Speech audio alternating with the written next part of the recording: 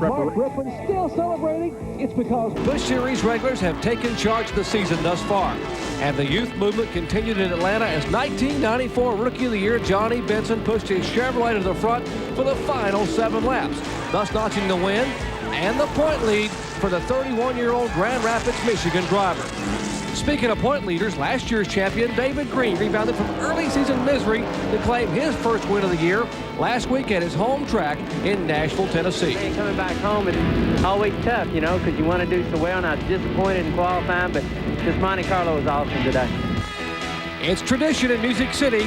David Green celebrates with a commemorative guitar in Victory Lane as he and others get tuned up and ready for Darlington.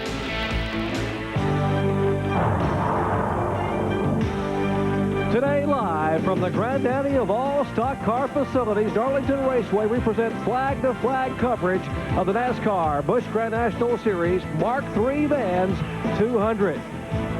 It is a beautiful day here in central South Carolina. Weather mid-60s, just a minimal chance of rain, about 10%, absolute perfect racing conditions. Hello everyone, I'm Jerry Punch, and what an uncharacteristic beginning to the 1995 Busch Series season. Not only have the Winston Cup veterans not dominated the early events, they have yet to win. Take a look. All 5 events thus far have been swept by Busch Series regulars. Chad Little, the first 2, Kenny Wallace at Richmond. You saw Johnny Benson at Atlanta, and of course last week, last year's champion, David Green. But that string of Busch Series wins could come to a screeching halt here today. In fact, this track tends to favor experience. In 24 previous events, 21 different times the winner has been an experienced Winston Cup regular. Of course, talking about experience, who better to comment on that than our own pair of Darlington experts? Here's Benny Parsons and Ned Jarrett. Jerry, those newcomers just might not win today. I always felt like it took about 6 races before a driver really feels comfortable at Darlington. I know it took me at least 3 years where I felt like I knew what I was doing at Darlington. Ned, did you take this racetrack like a duck to water? No, I never did get used to it, Benny. In fact, I usually would ride around for about 30 minutes each time I'd come here just to get my nerve up. I tell the crew, you know, that I was just getting the tires seated in and getting my seat belts hooked up, but I really was just getting my nerve up to go into the turn. And that's part of the experience here is to how to go into these turns and how fast you can really go into them, because each turn is distinctly different. If you go into turn 1 the same way you go into turn 3, you're liable to be into the wall. And Ned and folks, today we've got even something different, a brand new racetrack, really. Yeah, and so that is a new challenge for every driver in the field today, but we got a couple of guys down on pit road who have some experience here on this new pavement, Kyle Petty and Michael Waltrip. Ned, I've heard you guys talk about how tight this place was when you first started coming here back in the 20s or 30s. It's still the same place. It's still very tight. The pavement hasn't changed any. The guy that paved this place, he didn't widen the groove any. We're running almost 170 miles an hour here now, and there just simply isn't any margin for error. We've seen some great race car drivers have contact with the outside wall during practice leading up to the event, so could be an exciting race, huh, Kyle? It looks to be exciting. Now, we know it wasn't the 20s and 30s because we know you didn't get your license until the early 40s. But anyhow, this is a tough little racetrack. It's slick. They've repaved it. It makes no difference to me. I hate this place. I can't get around it. Experience means nothing to me. I'm waiting for them to fill this place up with water, and let's have a bass tournament here someday. Kernan? I don't know about going fishing here at Darlington, Kyle, but I do know that Tim Fiedel hooked the big one yesterday. His 6th race here at this racetrack comes away with the pole. But a little bit of inexperience might have cost him a front row pit stall. You guys are pitting on the back, Tim. What happened? Well, usually I do the picking of the pits, and yesterday after we won the pole, we got carted over here to the front stretch for some awards, and you know, our crew just kind of forgot about they were getting ready for last practice session, but you know, we learned a pretty good lesson. It won't happen again. We're just happy to be here, and we'll still have a good run. We pitted there last year and on the back stretch and still finished 7th, so we can do it from here. Well, the work's cut out for them, but they are confident that they can come through with a good finish today, Jerry. And, John, when we come back, we'll take a look at some of the other surprises in qualifying as we look at our starting lineup and have the green flag for 200 miles of racing action here at the track. Too tough to tame. Back in a moment.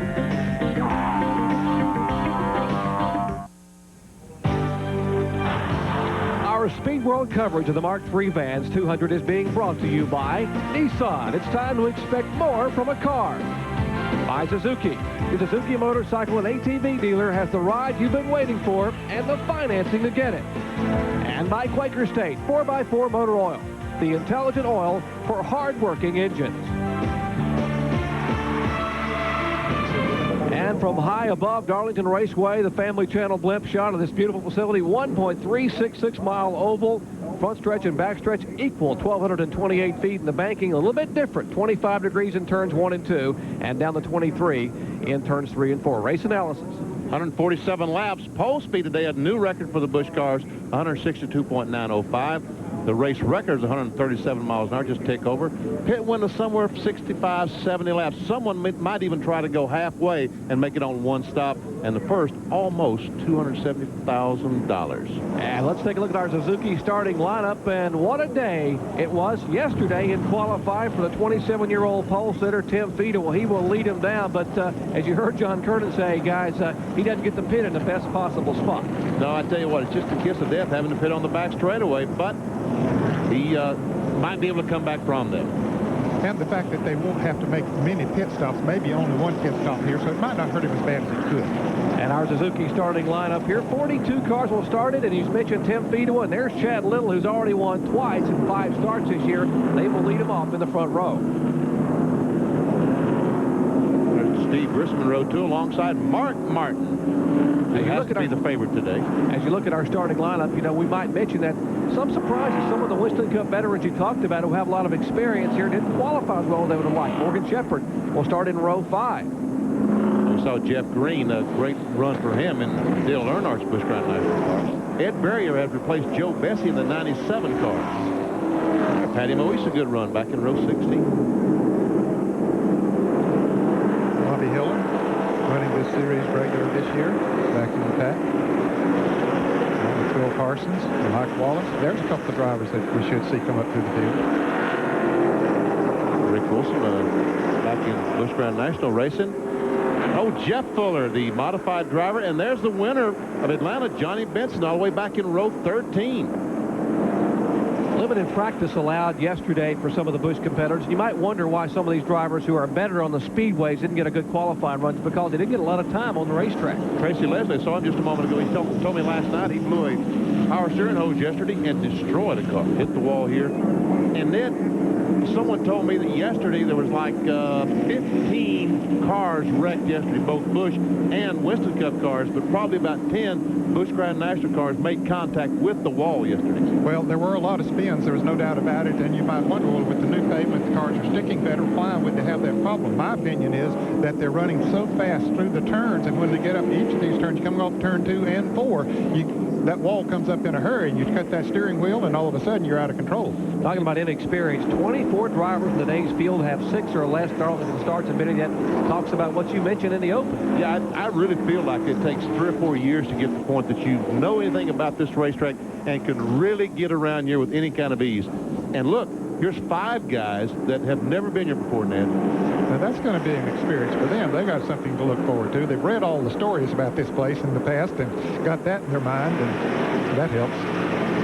We were scheduled to go green next time, but there's some debris on the racetrack that NASCAR has to pick up before we'll go green, so we will be one more lap under caution. And why would there be debris? Well, you're riding along with a guy who just moments ago won the International Race of Champions Round 2, and that is Mark Martin. 150 days already had. He won it in a Dodge and now climbs aboard a Ford Thunderbird. He will be carrying one of our in-car cameras and roof cams today in that Winn-Dixie Ford out of the Jack Roush stable.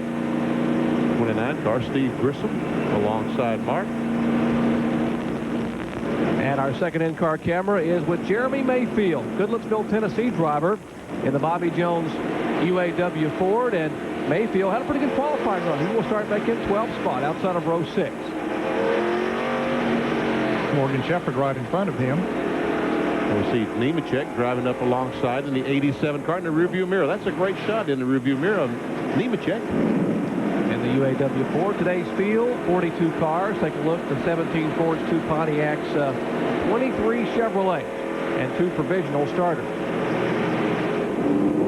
Now This time, we can see the light is out atop the Pontiac pace car. We will be seeing the green flag as these cars come by. And Chad Little has been phenomenal this year in that 23 car, the car owned by Mark Rippon. And Mark Martin was the fastest car yesterday and throughout practice most of the afternoon by almost a mile an hour over the field. But in qualifying, he did not get the pole as Fedewa and Little, along with Steve Grissom, were able to better his time.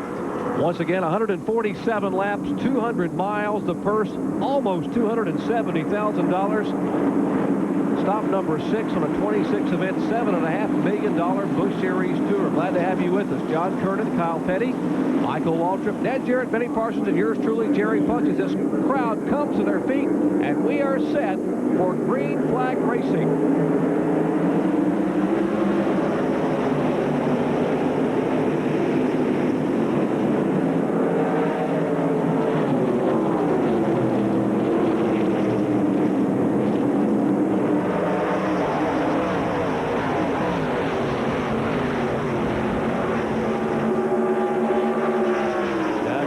Getting in line, turn 3, they did.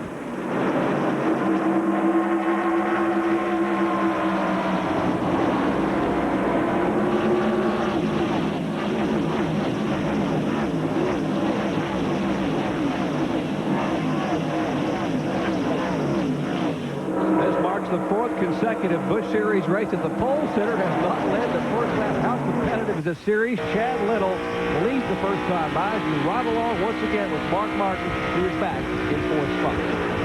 Steve Grissom directly in front of Mark.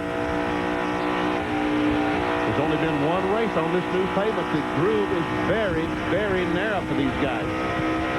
Yeah, the Western Cup drivers are hoping that this 200-mile race here this afternoon will wear a second groove in the track. However, there's never really been 2 distinct grooves on the Darlington Raceway. Got a glimpse of David Green's car number 44, the Slim Jim car to the right side of your screen there, as he was able to try to make a move on the inside. And we can see that Chad Little is pulled away from Fedewa just a tick. As both Grissom and Mark Martin closes on the back of our pole sitter, Tim Fedewa. Here comes Mark on the inside, has a run and has the spot. Well, he got a good run on the third floor, just drove right on around. Grissom didn't contest him. In fact, I'm not sure that he could be much contested there. Mark Martin is the only previous Busch Series winner in today's field. He's won 3 times at Darlington Raceway, including both events here a year ago. Rick Wilson in the 75 car, the Food Country, alongside Bobby Hill, and then takes that spot away. That's about 19th spot. See Patty Moise, the Dial Purex car.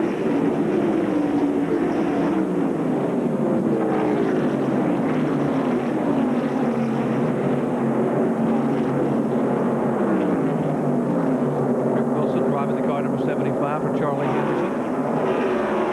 As you watch this pack back here, there's the Lipton T Chevrolet that won 2 weeks ago on ESPN in Atlanta. Johnny Benson, our point leader, and he is being shown back in 25th spot as they shuffle it up front. Mark Martin alongside Fedewa, and they go in the corner, side by side, man. Hey, Fedewa's hanging out there on the outside. They come awfully close together. He is hanging on the outside, but here comes Steve Grissom. Is he going to make it 3 wide? No, he knows that's not smart. Fedewa backs off. That's a smart thing to do. The driver on the inside going into turn 3 has the advantage, and Mark Martin took advantage of it and moved into second.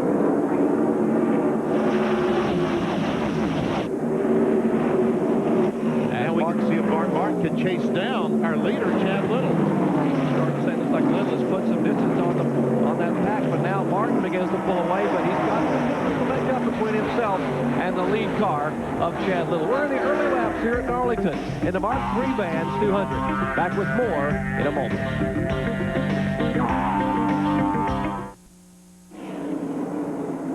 Back at Darlington Raceway, our leader continues to be Chad Little, but he's got a mirror with an image that's getting bigger and bigger, and that is Mark Martin coming in the Ford. And we can see the Mark has just simply pulled away from Tim Fedewa, the car he passed a few laps ago. Yeah, once he got by Fedewa, he had clear sailing to Chad Little, who had built up about a 1.5 second lead, but now you can see the difference there. Ooh, this is going to cost Mark a little bit of time. LW car number 18 stays down on the low side, though, gives him plenty of running room. But you're right, he caught him just at the worst spot.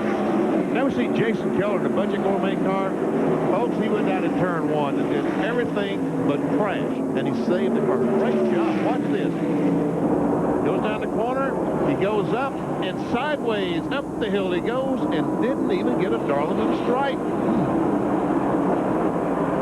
Lost a few positions, but other than that, everything was fine.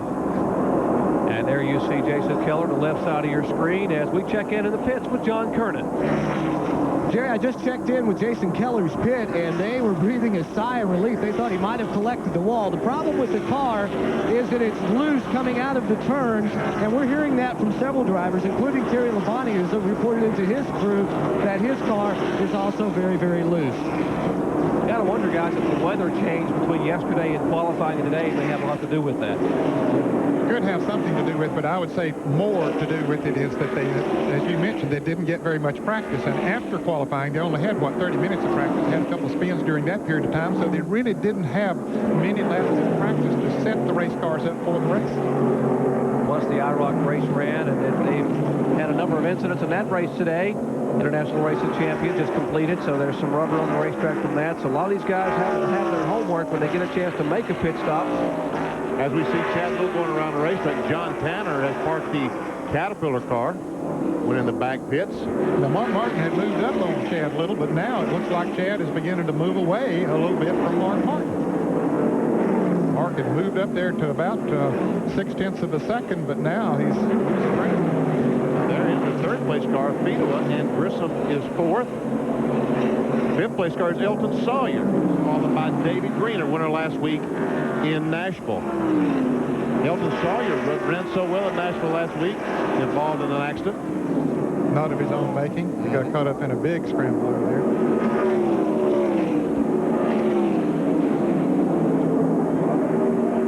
Of course, Elton getting a win last year in Busch Series competition at Myrtle Beach, South Carolina, looking to get his first Speedway victory. As David Green begins to pull closer and closer. Oh, and Morgan Shepherd almost hit the wall down in turn 1. Well, he did, and there were two cars coming up behind him that were running side by side. That was Jeff Green and Jeremy Mayfield, and we got a challenge up front as the car number 60 once again pulls. He was about 5 car lengths back a lap ago, and suddenly he just sort of sucked in the rear of Chad Little's car, and now he's maybe a car length and a half back. boy, about 3 laps ago, he was over a second behind. I think that what happened is Chad Little caught a slower car. Probably Dale Williams, and as he went by him, it's just like Mark Martin a while ago, he caught him at the wrong spot, and Mark was able to make up all that distance. You must be right, Benny, because now, though he's moving in on traffic, but he moved back away from Mark Martin by about 3 or 4 car lengths when he had a little open racetrack. And there we see, here comes Mark trying to get on the inside. It's Kurt Chomerdine that went by just a moment ago. Kurt, one of the cars who made contact with the wall yesterday. Now I know why you're watching these cars so much. They're both fourth, but they both have competing grocery stores on their hood. Exactly. Now I know why you're watching this battle.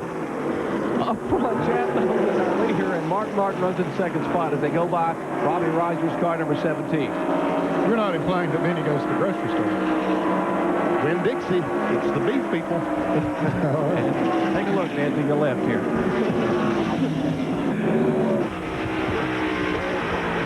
Now, Mark Martin has more experience on this new pavement than any of these drivers out here because he ran in that IROC race and won it.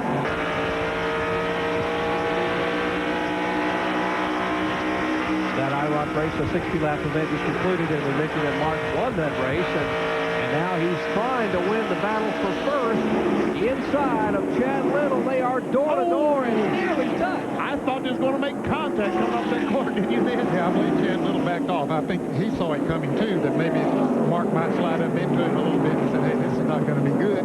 Better just back out of it. That was a smart move. That's a move made by someone who's going to try to run them all and win a championship. Yep. And here's a battle up for position. The 29 car. Steve Grissom trying to make a move inside the 55 of Tim Fedua. That's the spot for the third spot, and Grissom has position and takes it away. And Fedua backed off very wisely. I I'm sure some of the Winston Cup drivers are looking very tentatively here this afternoon, including Kyle Petty and Michael Waltrip. Although they in the pits, they might not be able to see all this passing that we're seeing here right now. But they were concerned, were they going to be able to pass as fast as these cars are running on this new pavement here? But we're seeing that basically the same passing place up between turn 3 and 4 is where they've passed in the past, and it looks like they're being able to do it again now. Now we see Grissom has caught Robbie Reiser at the worst possible spot, and we see what kind of run that Beetle has on Grissom. But he's not able to make the pass. That's our pole sitter, Tim Beetle, with the Duragloss Ford Thunderbird. Ray and Diane DeWitt on car. He is now being shown in the 4th position from high above in the Family Channel blimp. Beautiful day for racing here at Darlington Raceway. 126 laps remain in the Mark III Vans 200, and they squeeze up in turns 3 and 4. It is a tight racetrack, and the speeds certainly haven't helped it at all. There's the leaders, Mark Martin, 3 car lengths over Chad Little as they head for turn 1. Back with more exciting Busch Series racing action after this.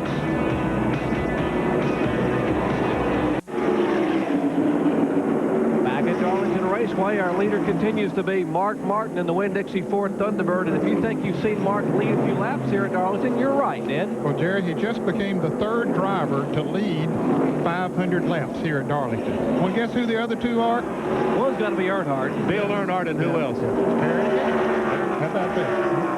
And speaking of Dale Earnhardt, there's his race car with Jeff Green Ford. The young man has a mustache, wears sunglasses, looks a lot like Earnhardt. Doesn't quite drive like him yet, but he's getting there. The young man is running, where is he being shown right now? In 7th position. Trying to catch Elton Sawyer. That's the 6th spot, and he's alongside Sawyer. And the 44 car, David Green, right in front as well. And they go in a corner side by side, and Jeff Green takes that spot away. That's 4th through 7th spot right there you were looking at. And meanwhile, our leader just a moment ago coming out of turn 4. Take a look. That's the 39 car. Tim Bender comes off. He hits the apron. Mark hits the apron of the racetrack and almost got it out of shape.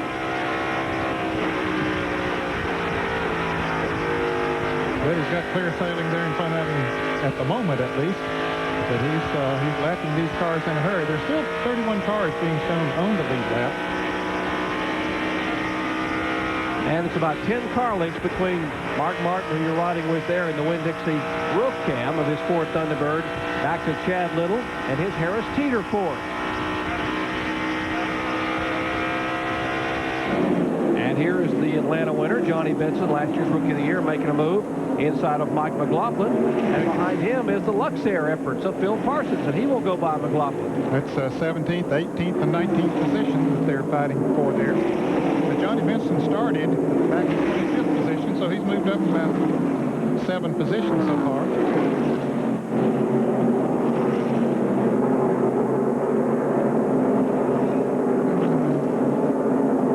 And we have caution on the track. There's trouble up in turn 4. Looks like Tim Bender has got in the wall in the 39 car.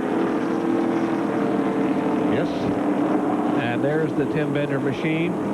Looks like the left front tire's flat. I guess he has spun. See, the roof flaps are up, so he has spun. And when he locked the brakes up, that's what made the tire go flat. So all these cars racing back to the line, trying to get those positions. And the leader had taken the caution flag, so those cars were already beginning to slow down a little bit. What a tough week for Tim Bender.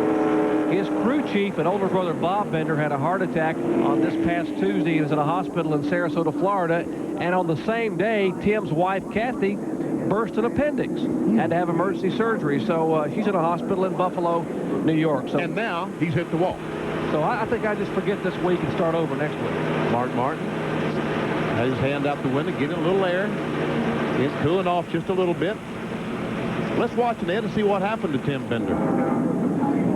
Okay, it looks like he gets a little nudge as he starts off of turn 4. Looks like Bobby Dotter in the 08 car might have made just, and we see Bender go up, and you know, he did not hit the wall that hard. No, maybe not at all. He did a good job. Maybe not too much damage done to his car. And here we'll watch Jeff Green come up on his brother David, makes a pass on the outside. Wow. And just about to run into Tim Bender. And you got to believe the spotter on top of the tower here told Jeff Green, got to get low, and he made that hard left-hand turn with the steering wheel. Once again, it looks like Bender made the pass and came up in front of. Yeah. I'm not sure that Daughter hit him. Might not have touched him at all. I think Daughter did a great job not just ram him in the back. It looks like Bender was struggling with that race car. As you see now, Jeff Green on the other side beneath him. But a moment ago, Bender nearly got our leaders. He was coming by. You saw that near collision with Mark Martin off of turn 2. That brings out caution for the first time today here at Darlington. 30 laps complete of 147, which comprise the Mark III Vans 200. Mark Martin is being shown as our leader. Good crowd on hand as they enjoy sunshine and Busch Series action.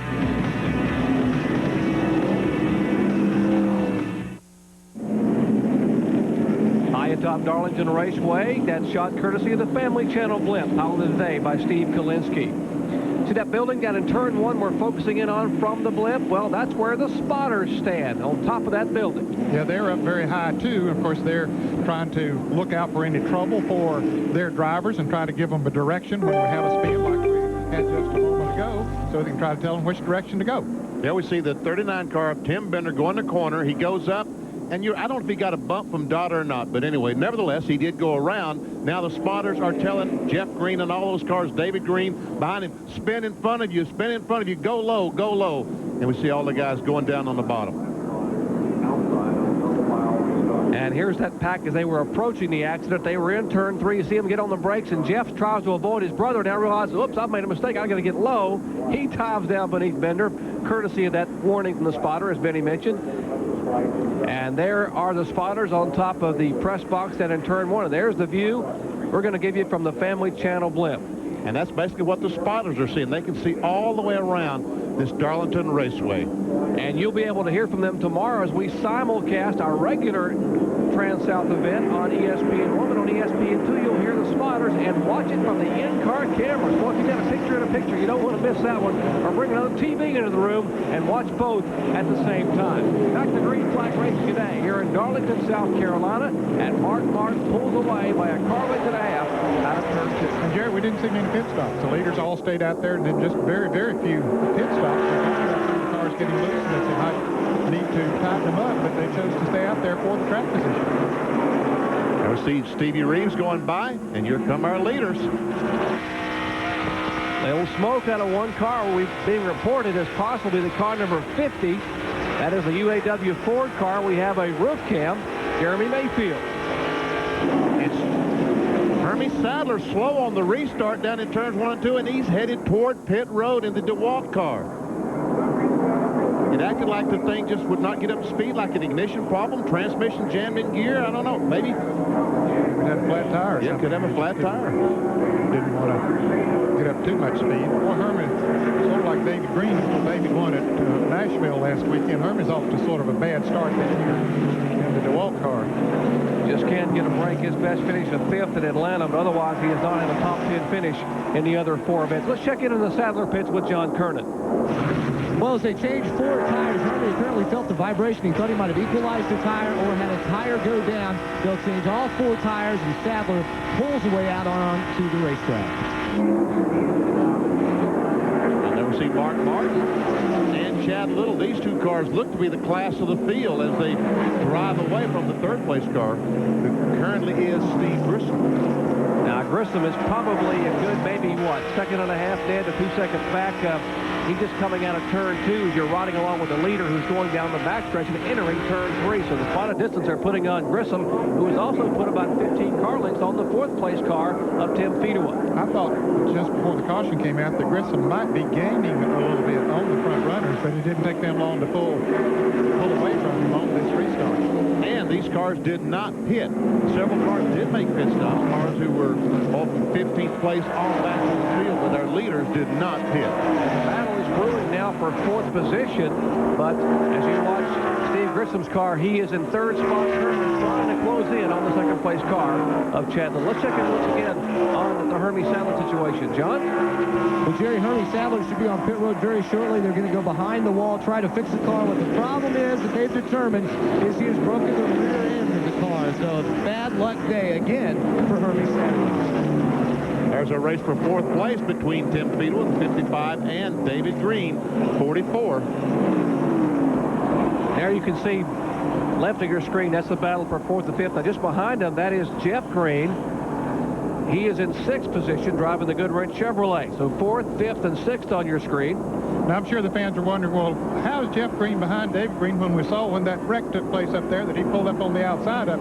He backed off before he got to the finish line and let his brother back ahead. He got in there a little bit harder than he meant to. Didn't realize what was going on. Maybe his spotter was a little bit slower or whatever the fix was. Anyway, he backed off and let David get back to the start-finish line first. Give a call to Tim Fiedel, who sat on the pole here, his first ever Busch Series pole. In fact, he started his first Busch race here in this event 3 years ago. But what a run he had in Atlanta. I am very, very impressed. Ever see Larry Pearson in the 92 car, the Stanley 2 car? I tell you, Benny, he's made a move up towards the front. He started 36 and what is now running in 16th position. Larry Pearson is on the move.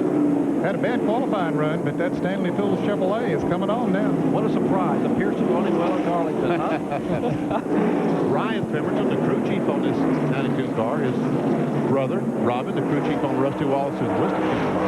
And Dad David is sitting down there behind pit wall in his passenger car. Probably ought to be smiling right now watching his son take a march toward the front.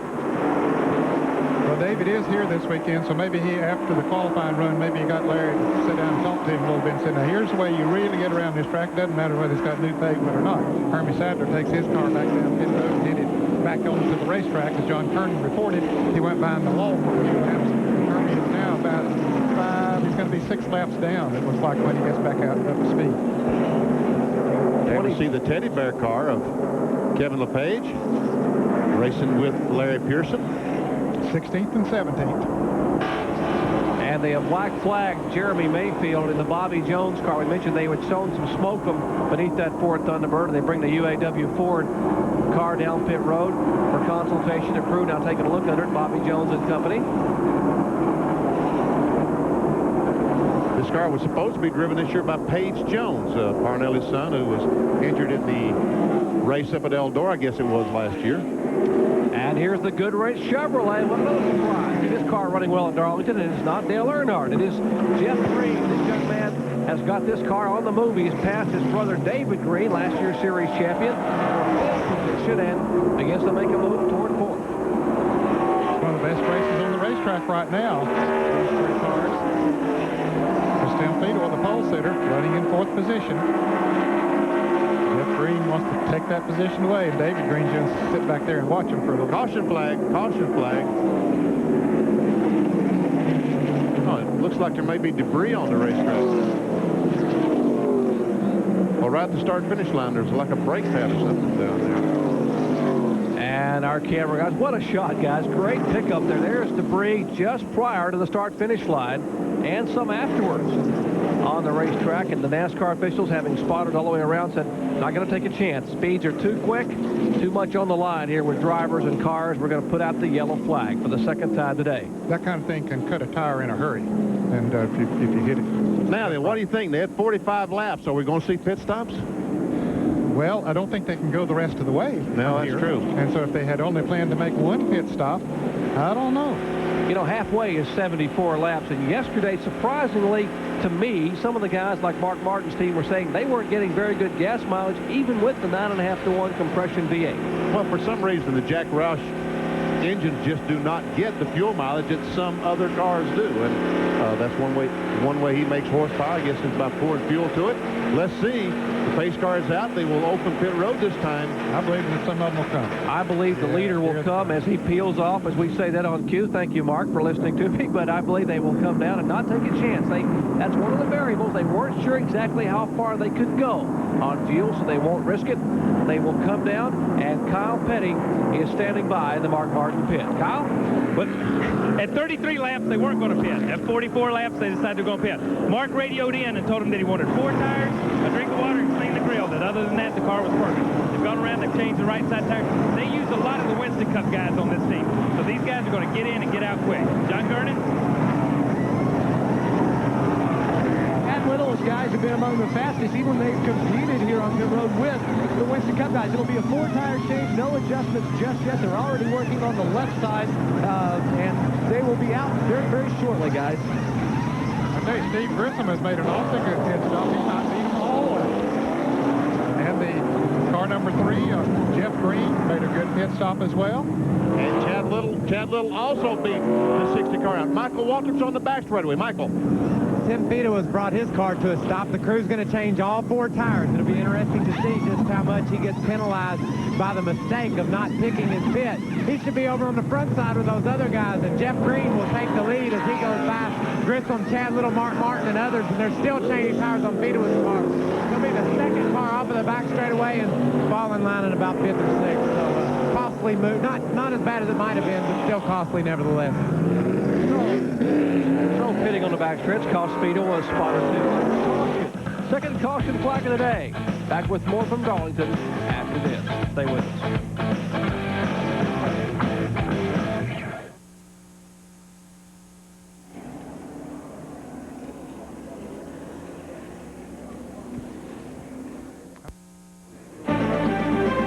Track facts are brought to you by Quaker State, the intelligent oil for longer engine life.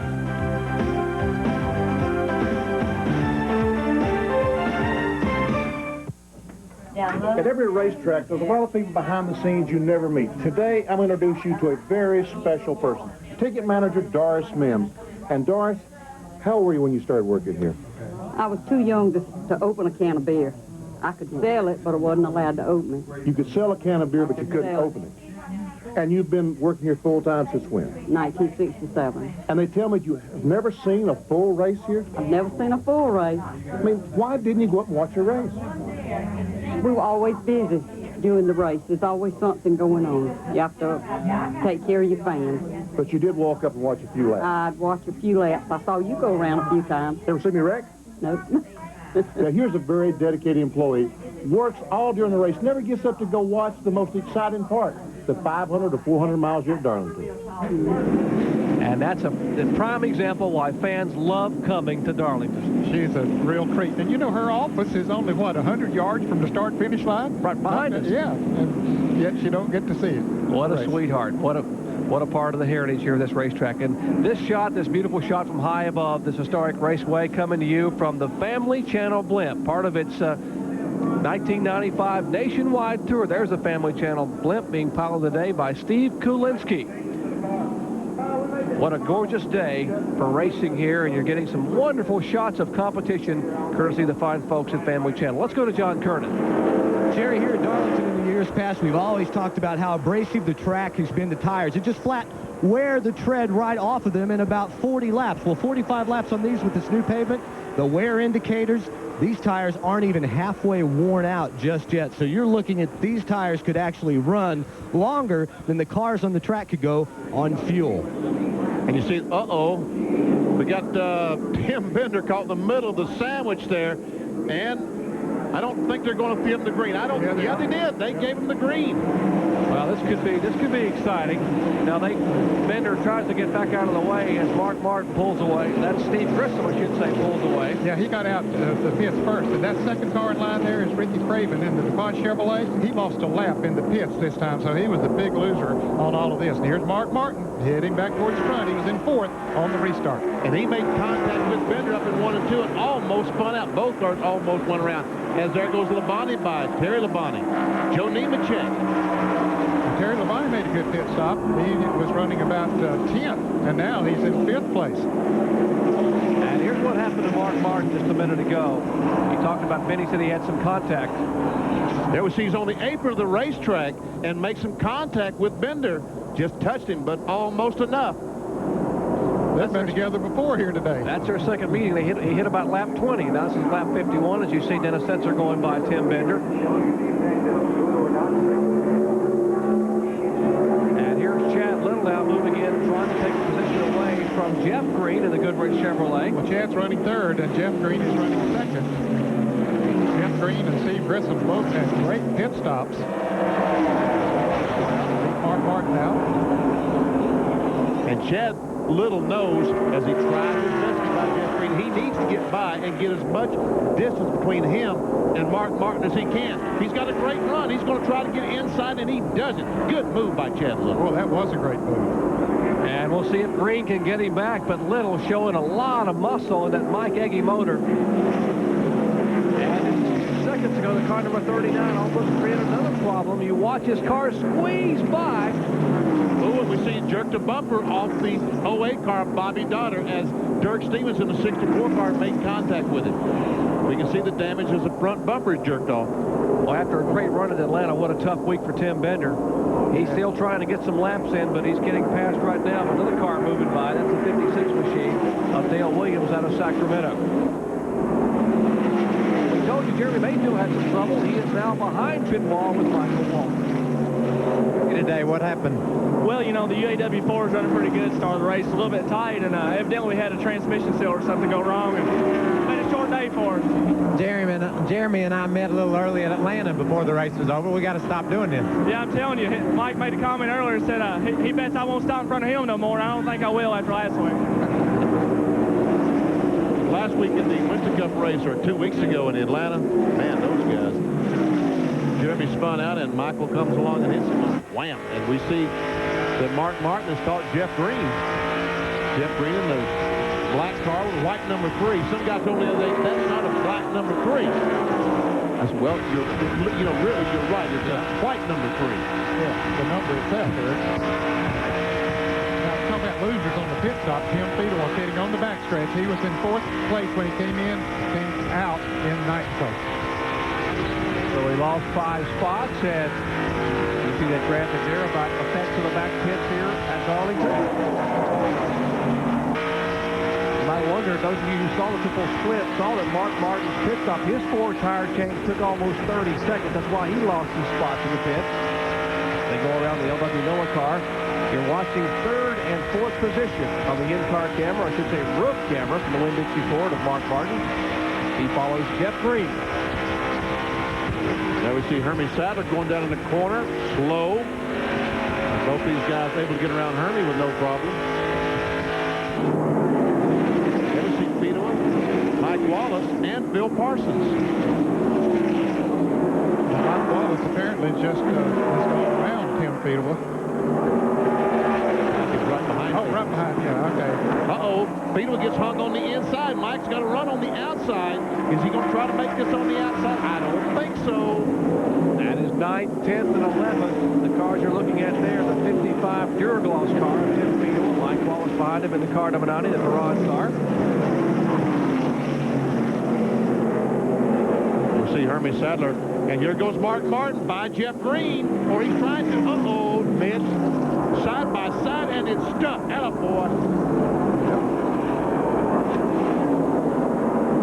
But Jeff Green's got to learn that Earnhardt trick of diving back under when they go in turn 3.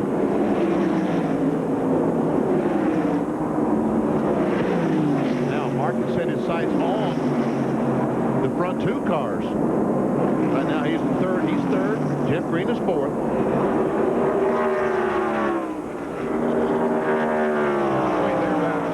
A second and a half or 2 seconds up in front of him. Now Chad Little is trying to move around the left car of Ricky Craven. He is between Steve Grissom, who is leading the race, and then Ricky Craven. And wants to lap here and then a caution flag in the pit.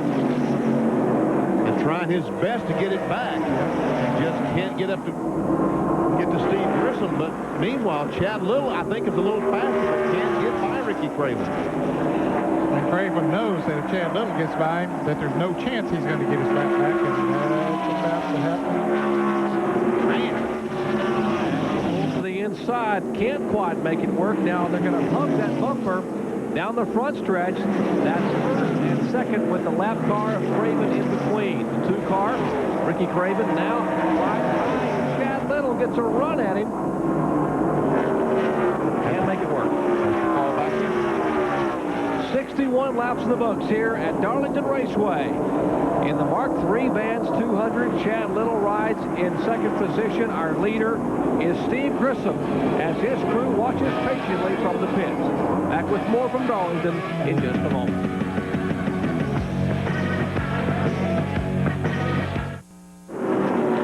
Back in Darlington, South Carolina, we are under caution for the 3rd time today due to an incident coming out of turn 4. In fact, on the front stretch.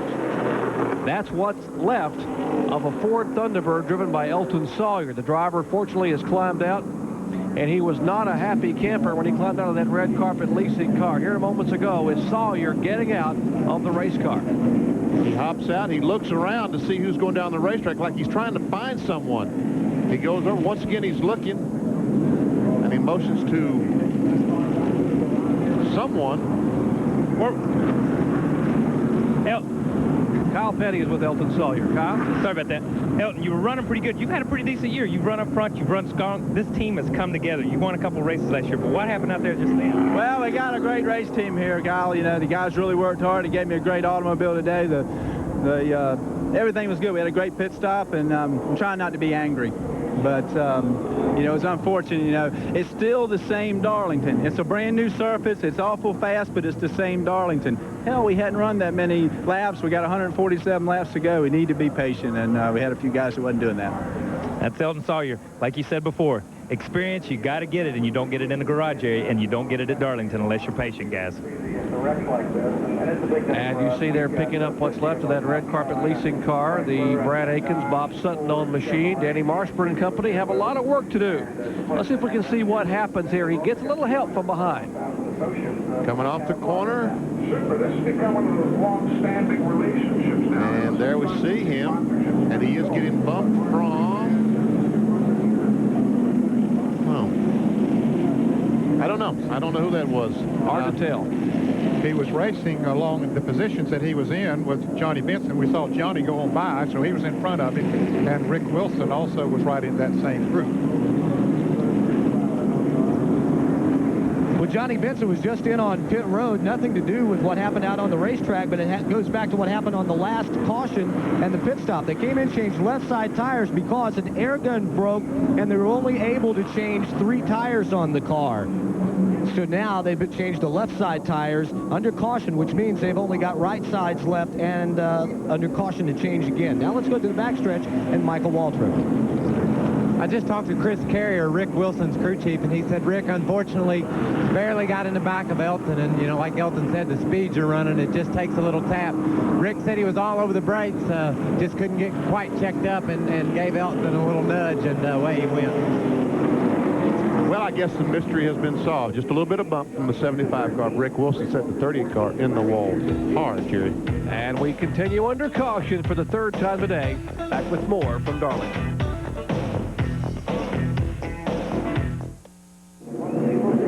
Back at Darlington Raceway, a lot of racing action yet to come your way here this afternoon. But what about tomorrow? An in-car simulcast of the Trans-South Financial 400. We'll have live coverage here on ESPN 1 tomorrow at 1 o'clock Eastern Time. But we're going to be simultaneously broadcasting from in-car camera coverage on the Deuce. And we'll be able to hear radio communication with 4 cars tomorrow on the Deuce. And I guess we can do it on ESPN 1 as well. Right. Really, we can talk to... We have 7 in-car cameras you can watch on the Deuce. We're going to be able to talk to 4 different drivers on their radios. Morgan Shepherd, Darrell Waltrip, Michael Waltrip, and Ricky Rudd. And we'll be on at 12:30, Ned, with a special half-hour show. Yeah, that's going to be interesting. We've got that much time for a change to really tell about what's going on here at Darlington, meet a lot of the personalities and all of that. That sounds exciting, guys, all that's going on. Can I get off and go home so I can watch all of that? No. I can tell you that right now. And we might mention that our normal host for the broadcast, Bob Jenkins, will be here, but Dave Despain, the host of NASCAR Today, will be joining us at 12:30 tomorrow as he will host that half-hour special. We're going to talk to some of the drivers and get their feelings about what's going to happen here at Darlington. Now, let's see if Ricky Craven can get by Grissom and get that lap back. There are 24 cars on the lead lap. Ricky Craven is in 25th position. On the outside here is the green flag waving. Boy, look at him come out of the pack back there. Keep from running over somebody, I guess. Lap 71 of 147. We are 3 laps away from halfway here in this 200-mile Busch Series event. And Ricky Craven did not get his lap back from Grissom. He, as a matter of fact, is behind Chad Little and Mark Larcher.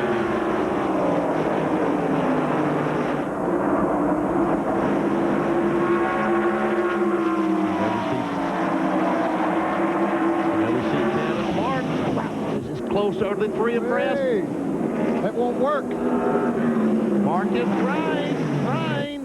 Yeah, they go 2 abreast. But that's about the extent of it. Martin does take over second. And here's Morgan Shepherd's Cheerwine sponsored Ford, showing a lot of smoke. Shepherd had a lengthy pit stop earlier today. It looks like his day may come to a premature halt. That's not Cheerwine coming out of there either. Nope. Looks like an engine problem. I thought at first he might have brushed the wall, but that's not the case. No, we see the engine erupt as he goes down in turn 1. And boy, he gets it down that way. Yeah, and a piece of something comes up off of the track. Looks like a yoke, a drive shaft or something came out of the car. Wow. Meanwhile, back up front, it's Grissom, Martin, and Little. Chevrolet and 2 Fords with 75 to go here, and Martin is going to make a run at it. And just crash up in between turns 3 and 4. That's Dale Williams in the 56 car has backed it in the wall with the left side. And we are told from some of the spotters he may have had a little bit of help. Michael Walter from the backstretch pitch. Michael, you were looking right at it.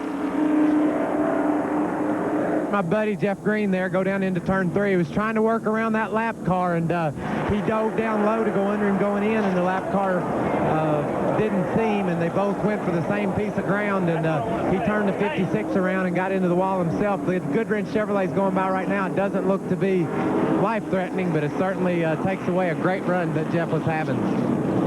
And fortunately, Dale Williams was able to climb out, and there's the damage Michael Walter was talking about a moment ago as Jeff Green running on the lead lap in 4th position, trying to go for a spot on the bottom of turn 3, and the lap car was there. They contacted, and now Green will have to bring that car down to Tony Urey and Company to try to get some work done on the Goodwrench Chevrolet. Here's a look at what happened. We see that the contact that Michael was talking about has already happened, and Williams backs in the wall. And watch the 7 car go by. Wow! That is Stevie Reeves in the Clabber Girl car. It looked like he was running 50 miles an hour faster than the other car on the inside of it. Here's another angle. He's already sideways. That's Dale Williams in car number 56. And Jeff Green gets his car slowed down. He doesn't know where Williams is going, so he's just going slow. And you see those other 2 cars down on the inside go by. And I'll tell you, to go by as fast as they did down on that flat, they did a good job of holding on. Well, we mentioned Morgan Shepherd right before this happened. He's in the pit area. Kyle Petty's with him.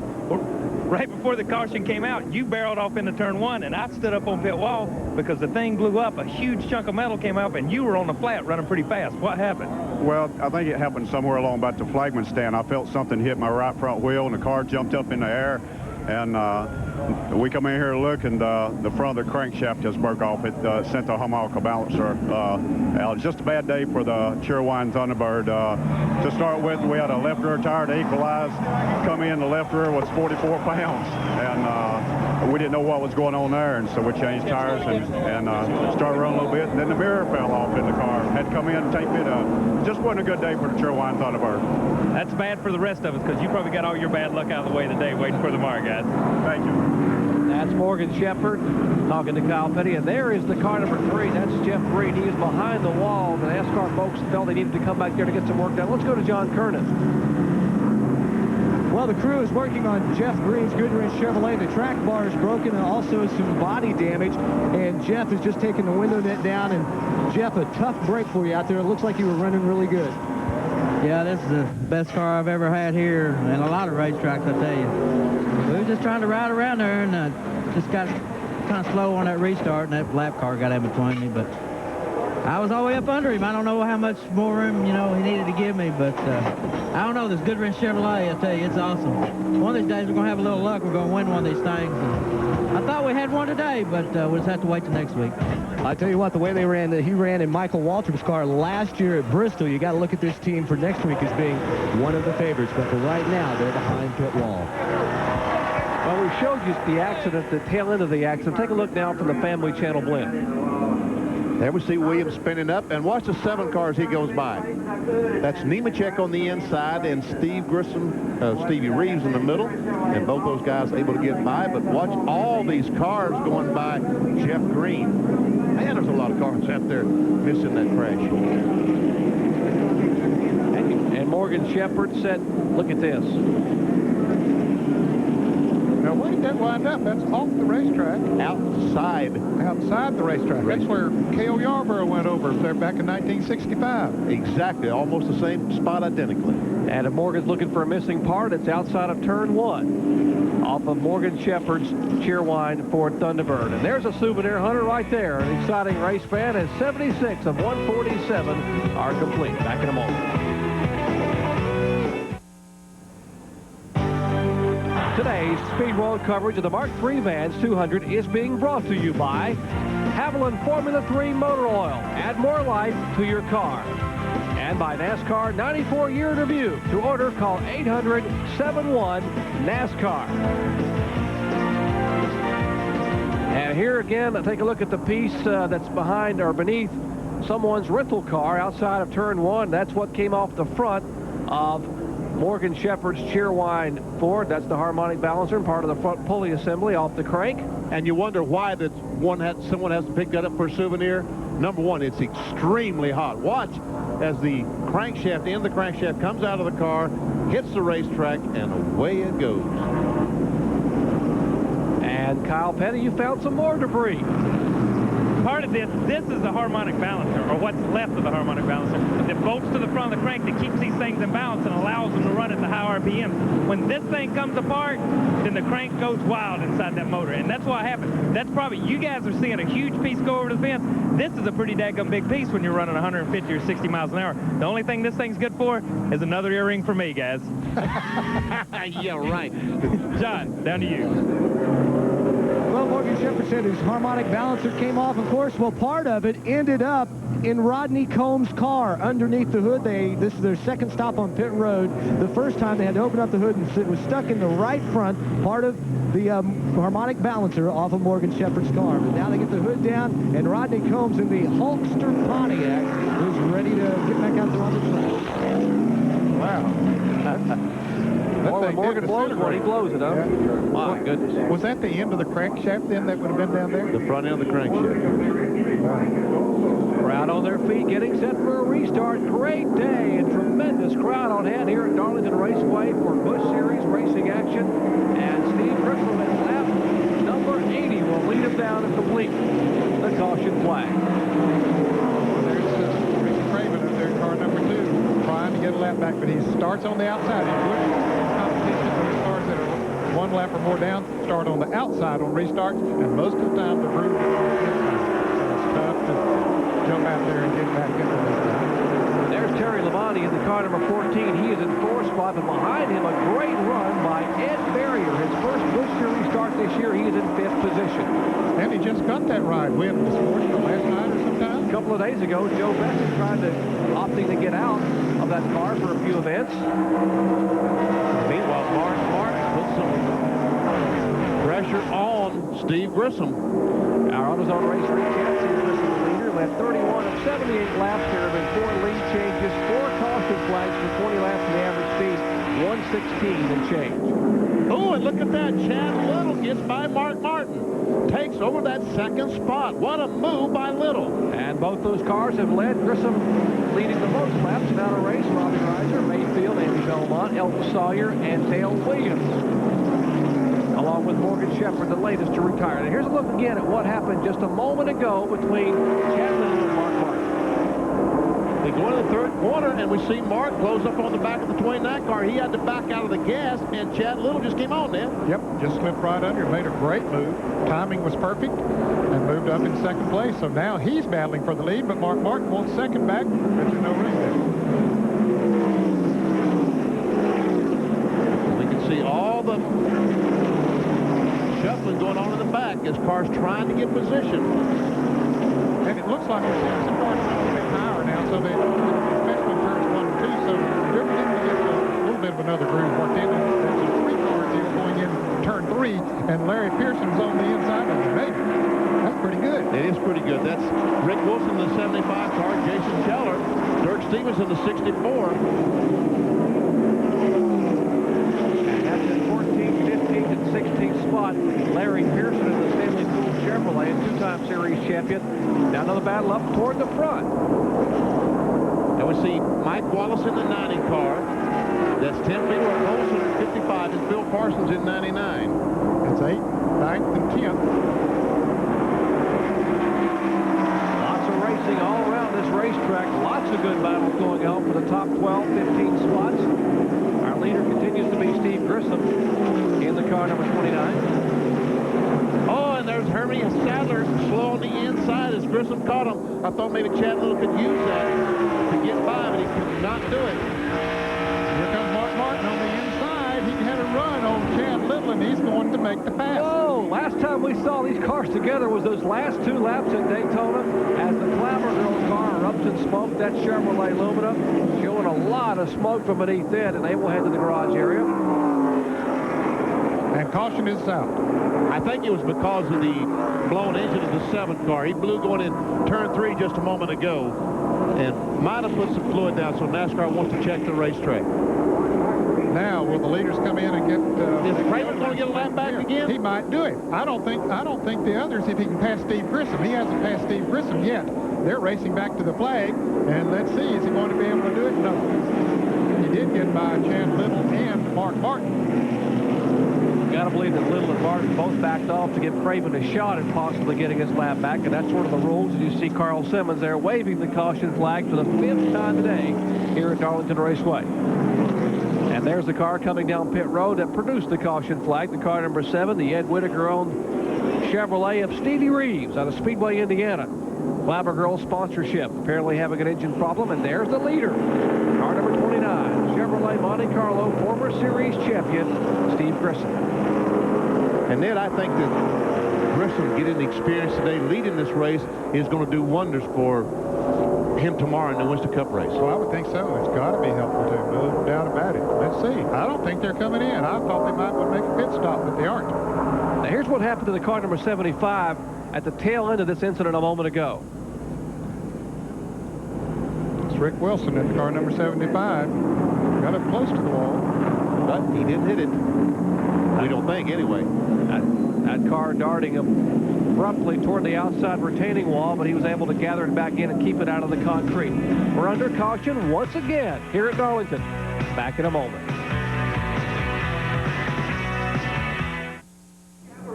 Back with NASCAR action from Darlington, South Carolina. The Mark III Vance 200 continues under caution for the 5th time today. Lots of racing action to come your way tomorrow. The 1995 Formula One season takes the green flag at the Grand Prix of Brazil. Last year's champion, Michael Schumacher, who was 6th after first round qualifying, back with a brand new engine, a Renault engine in 1995. We'll see all the action coming your way at 4:30 p.m. Eastern time tomorrow on ESPN.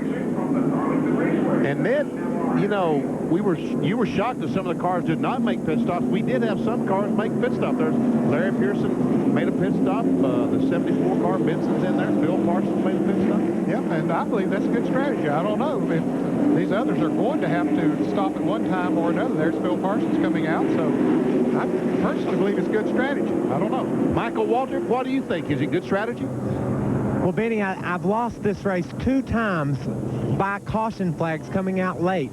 I rolled the dice just like those guys that are getting gas and fuel and tires right now are doing. They're betting there won't be another caution. They're going to look like heroes if there isn't, but if there is, it won't look so good. The car behind the pit behind me, Kenneth Campbell, he's leading Doug Hebron's effort. They've been rolling the dice all day long. He took on 2 in the first pit stop, moved from his 32nd starting spot up to the top 10. Now he comes in and gets his 4 tires. He'll be set to go the rest of the way. Well, you got to wonder. I talked to Mark Martin's crew yesterday. He said they, in the past, before the paving, their deal was to come in and put 4 on after 50 laps and to put 4 more on after 100 laps. Yeah, but now that there isn't as much tire wear as John Kern pointed out after their first pit stops, the tires are not wearing as bad as they used to. Now, don't know how much of a difference there might be in lap speeds after you have run the 440 or 50 laps. That might make a big difference. You see all the cars getting double abreast for a restart, but NASCAR has decided not to throw the green flag this lap. And Elmo Langley will lead him once again on another lap under caution here at Darlington Raceway. 90 laps complete of 147, which make up the Mark III Vance 200. Back in a moment.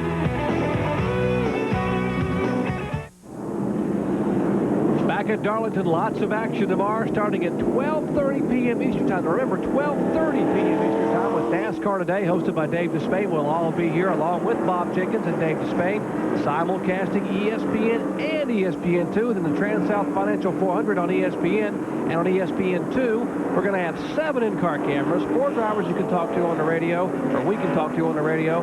And if you got a picture-in-a-picture or 2 TV sets, you won't want to miss it tomorrow. Tune both of them in to our coverage starting at 12:30. And ESPN2. Exactly. And if you don't, call somebody. There you go, the deuce. We're back to green flag racing at Darlington. Grissom and company shuffle to turn 1. Once again, Ricky Craven up on the outside simply could not get into that turn fast enough to get out in front of the leaders. Jeff Green has gone back out on the track. 17 laps down. So it's Chevrolet, Ford, and Chevrolet. Grissom, Martin, Little, and Martin not wasting any time on the inside in turn 4. Man, wow, that car is handling so good as he gets by Grissom and takes the lead.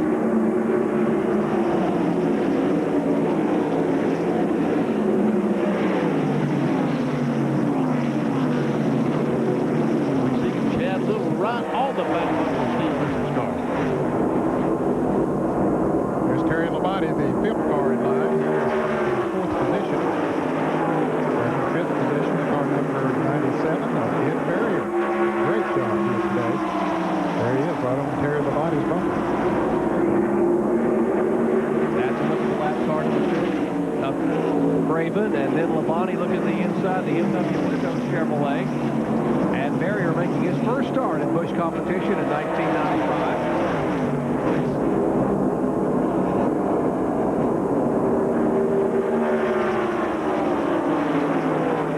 Ricky Craven, I think this is his first start as well in 1995 in Busch Series competition. And he has a lap down during a pit stop on a caution flag. Mark Martin, who won both the Busch Series events here in Darlington a year ago, back up front here with just over 50 laps remaining in this 200-mile Busch Series event. Now we see that Labonte's alongside Craven trying to get by the lap car, and he does succeed.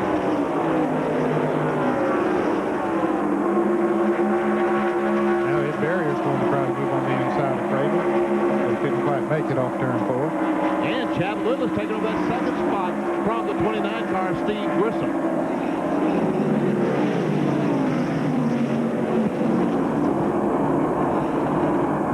Chad Little has been very impressive this year, Ned. He and that entire team. They really have. Of course, they have the 2 wins and finished second last week in Nashville. And he just really has been competitive in every race. And they were leading in Atlanta when they broke the roller out of 2 rocker arms, had engine problems. That's the only engine trouble I think they've had this year. They had a timing chain problem against Richmond, but otherwise they have been a factor with Mike Egge's engines in that car number 23. And we see Labonte has caught Grissom for that 3rd spot.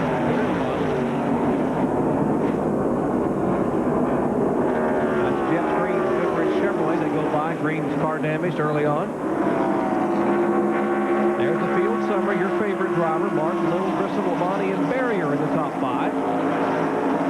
David Green, the winner last week, back in 10th. There, Phil Parsons, 15th, one of the drivers who made a pit stop. Is planning on going the rest of the way, and 60 laps should not be a problem because, as John Kerner reported, tire wear today is not nearly as severe as it was last year here at Darlington. Driver both he and Larry Pearson, who pitted, are beginning to make their way back toward the top 10 with those fresh tires. Ever see Pearson trying to get by Jeff Fuller? John Kerner, what have you got to say about Larry Pearson? Benny, the reason Larry Pearson and his crew decided to go ahead and pit at that point, of course, they could go the distance on the field. And on tires, it looks like they got a crash in turn 1 as the car hits the wall. But Larry Pearson's car has run the same on old tires as new tires as the pole sitter, Tim Fedowa. What a heartbreaker, Jerry. Can you believe it? Fedowa was being shown in 8th position, and the car just leaped sideways going into turn 1 in that Duragloss Pro-Cal Ford Thunderbird. And, yep, going to have to get some Bengay for old Carl Simmons waving that yellow flag with the right arm all afternoon for the 6th time. I'm in Terry Here's what happened a moment ago to Fedewa. He comes off the corner, and he and Jason Keller are 3 abreast as we've got the outside car, Kirk Shelmerdine, and he goes in and makes contact with Shelmerdine. Yeah, there's no way you go into that turn at full speed 3 abreast, and we see what happens when you do. Former ASA and ARTCO Rookie of the Year, runner-up in Rookie of the Year competition a couple of years ago to Hermie Sadler here in Busch, and he got his first pole in qualifying in Busch competition yesterday, but his day will come to a premature halt due to contact. Okay, here come the leaders. Let's go to the pits and Kyle Petty. God, I don't know why you're going to me right now. Anyhow, I guess Mark has radioed in and said his car's fine. And as you can see, he's found on the inside. He's passing them on the outside. He's passing them both ways. They were talking about just changing 2 tires here. They gave themselves enough room to change 4 if they need to, but they might try a little pit strategy here. Grissom and those guys, I can see them from where I'm at. They've changed right sides. They're going around to the left side. Mark's still working on his right side right now. He's going to change 4 tires. So I guess everybody's going to change 4 tires. Try to go the last, 30 or 40 laps, and it's going to come down. You can throw the pit strategy out the window. It's going to come down to the best handling car and the most motor in this thing, guys. Let's go to John Kernan. John? A lightning fast pit stop for Chad Little, 21.5 seconds, 4 tires. Now, Winston Cup, that doesn't sound very fast, but for these guys, they don't have that extra air gun to take the lug nuts off the left side. You've got 2 air wrenches. The guys who change the right side tires have to come and change the left side. 21.5 second 4 tire change for Chad Little. No adjustments. Terry Labonte also took on 4 tires. No adjustments for him. And we'll show you the replay from our Family Channel blimp of this incident down in turn 1. We can see them 3 abreast, Ned. That's not good. Won't work going into that turn. There just isn't enough room, and Tim Fedewa in the middle of that sandwich gets bumped from each side, and around she goes. And Fedewa is in the pits, and Michael Waltrip is there.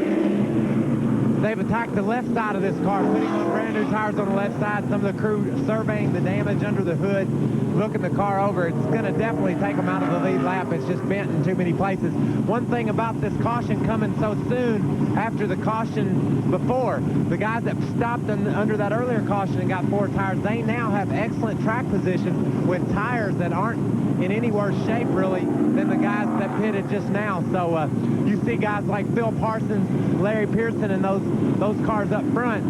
When they throw the green flag, they're going to get a big jump on Chad and those guys, and without any more cautions, that pit strategy might just play a factor in this race. And very good point, Michael Waltrip. There's the car number 99 being shown as our leader. That is Phil Parsons in the Bill Papillon Luxair Chevrolet. David Iff preparing that car as we have a Parsons out front here at Darlington. Back with more in just a moment.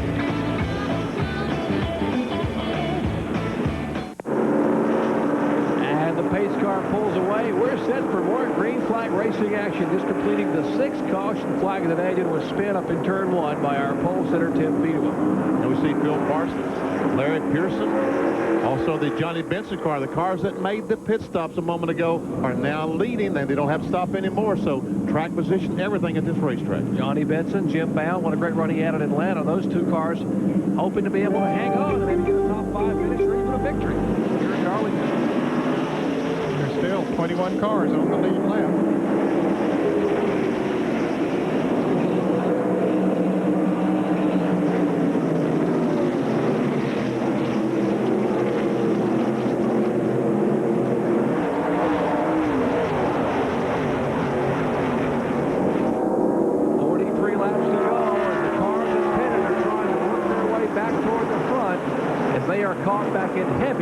Yes, they are, and as Michael Walter pointed out, Phil Parsons and Larry Pearson and those guys who pitted before have jumped out there and got themselves a good lead. And we see Hemron in the 35 car. There's the leader, Phil Parsons. Second place car, Larry Pearson. Bill in the Luxair car. Larry Pearson, the Stanley Tools, and the 74 car, the Lipton T car of Johnny Benson.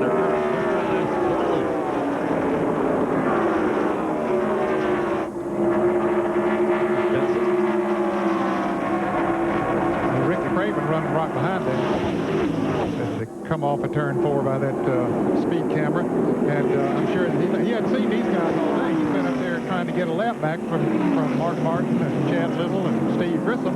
Oh, here it's Ben. Patty Moise in the Purex car has come into heavy contact, and that is right where Elton Sawyer, who is Patty's husband, had contact about 45 laps ago. That car has come to rest. Doug Taylor on Ford Thunderbird against the inside, or right outside of the inside wall, as the leaders now come out of turn 4 for the caution flag. There's Phil Parsons and Larry Pearson. And once again, Ricky Craven did not get his lap back. I was about to say that he felt maybe these cars he hadn't seen all day might have a better shot at it, but not today. We'll take a look at what happens here coming off of turn 4. Patty Moise is caught on the outside, and she simply gets too high, looks like, and goes up and makes contact with the wall. And it looks like she might have had a little help from behind by a car or two back there, as her car just abruptly, she may have bumped that wall, and as it came off, someone trying to stop couldn't get on the brakes and gave her a little spin. As the safety crews will go to Patty, and the rules are in NASCAR that if you're okay, you are to signify by putting the window net down, and that lets safety crews know you're okay, so they will come and pick up the race car. And just before that incident, we are told that Patty had a little problem with the car getting a little bit loose, so let's see if we can catch that. Well, she's hung up on the outside. Once again, going in the third corner, and she's up on the outside, and this racetrack, again, very, very difficult, so she's still up there. All these cars going by on the inside. And once again, that's Tracy Leslie, I think, on the inside, and she goes up very, very high, and she might have made contact from behind, but she had to get out of the gas because she simply came off the corner way too high. Man, a tough break for Doug Taylor's racing operation, the Dial Purex car. I mean, I said that she came off way too high. I mean, she had no choice. The other cars had forced her up there. Kyle Petty? Well, I'm sitting here with Patty Moise. You ended up, I'm going to give you points because you slid a little bit further. You slid a little bit further down the front stretch than Elton did, so I'm going to get you win for this one. But what happened out there? Well, we kind of missed on the setup a little bit. Got a strut arm car here, and it's great at some of the tracks at Michigan and Atlanta. But I just really haven't figured out quite how to get it around these tracks where you got to brake and turn as well. So I'm sorry for the Dial and Purex people, and we'll go at it again next week. She'll be back next week. You can count on it, guys. And she manages a nice smile after a wild ride there in her Dial Purex Ford. Back with more Busch Series action from Darlington after this. Back at Darlington, South Carolina, 110 laps in the books, 37 remain. What a beautiful day, and you're getting a shot from high above Darlington Raceway, courtesy of the fine folks from the Family Channel blimp, today being piloted by Steve Kulinski. And they're the ones from Family Channel surveying this country, the 1995 nationwide tour dedicated to promoting the power of family. And that's why you're getting those beautiful shots of an outstanding day here at Darlington. See, Darlington Raceway, this is the thing that's wrong with the raceway. See how much bigger the one end of the racetrack is than the other? It's shaped a great deal like an egg. This is 3 and 4 the cars are in now, much longer than 1 and 2. And that's why it's impossible to get a chassis setup that works perfectly on both ends of the racetrack. And the banking varies, 23 versus 25 degrees, and the one end versus the other end of the racetrack, so it all kinds of problems. But it's paved and it's pretty. It's paved and it's very pretty and it's very treacherous, and it's Darlington. As Elton Sawyer said, it is still Darlington. Back to green flag racing, and can Phil Parsons hang on? Lap 112 of 147, 35 to go.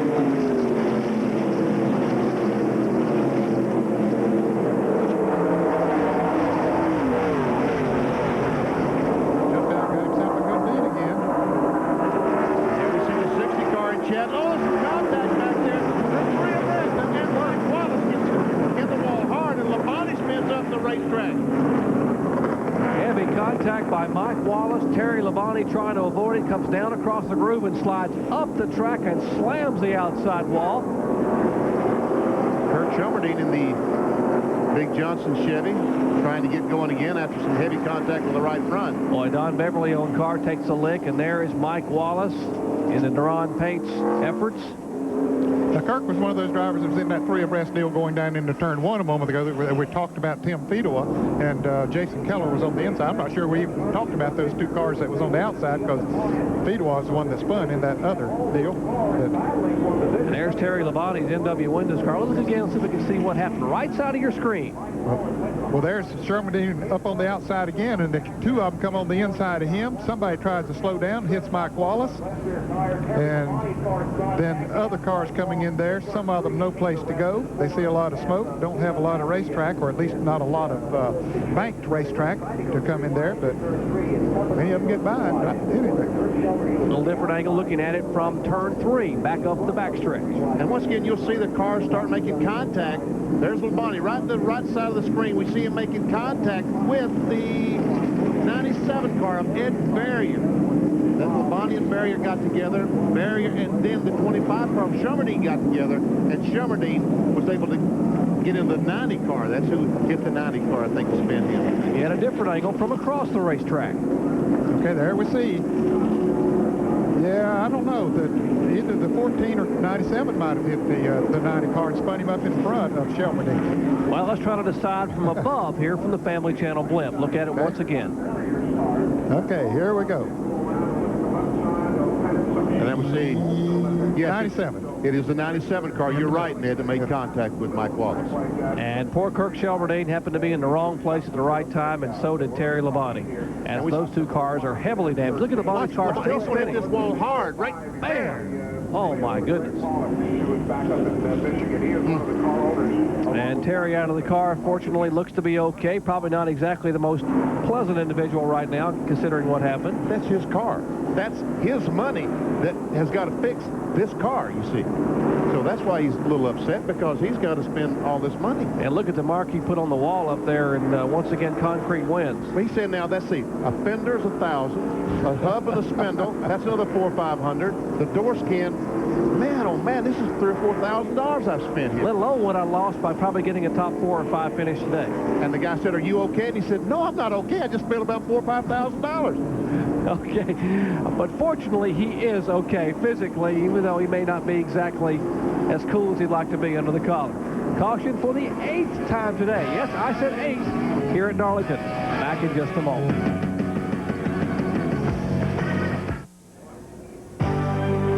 Today's Speed World coverage of the Mark III Vans 200 is being brought to you by Firestone, America's tire since 1900. And by the more than 1,000 AutoZone stores across America. AutoZone, the best parts in auto parts. Well, you've heard of a Darlington stripe. Let me show you what one looks like in reverse form. There is the stripe along the concrete wall in turn 3 where these cars came to rest after this latest incident. And one of the cars that was involved, and possibly the car that may have nudged the initial cause, that is the car number 97 of Ed Barrier. Take a look at the right side of his car as you take a look at exactly what happened. But no, we really can't. Ed Barrier is the one that finally hit the car 90. As we see him approaching the turn 3, he got squeezed in there. There wasn't a whole lot he could do. And we'll see him as he approached turn 3. He was on the inside. That was Ed Barrier in the middle, and Terry Labonte on the inside, and Kirk Shelmerdine on the outside. And when Ed Barrier tapped the car number 90 of Mike Wallace, it sent it right up in front of Shelmerdine. And my apologies to Ed Barrier. He couldn't make that car any smaller. He would have liked to have made it about half that wide. But unfortunately, he was crowded into a position and had nowhere to go. Under caution, back in a moment.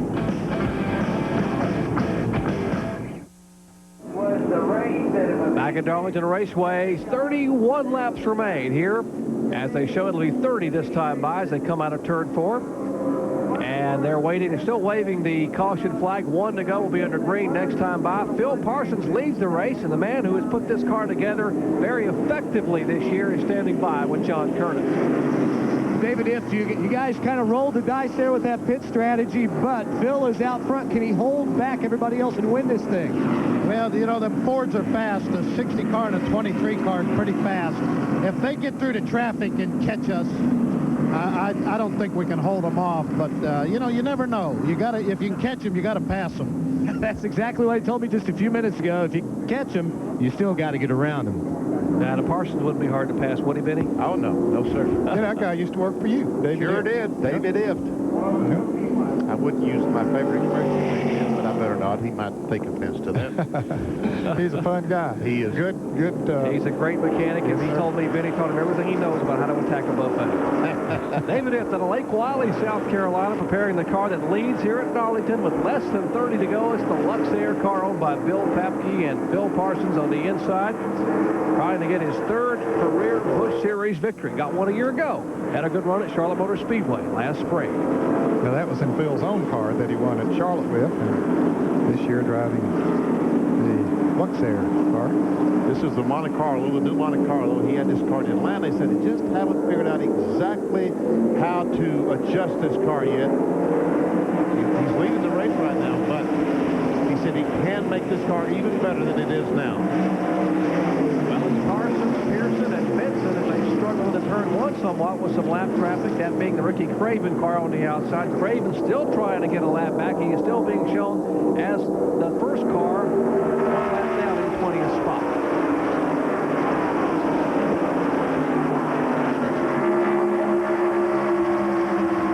You see the red car back there, that's Tommy Houston. He's also about that. He's in 21st position. Bobby Hillen and Chad Little side by side down in turn one. And Hillen will not give that spot up. That's fourth position. Here comes Chad on the inside. That's fifth position in the batting car. Now he's going to try to dive under Hillen.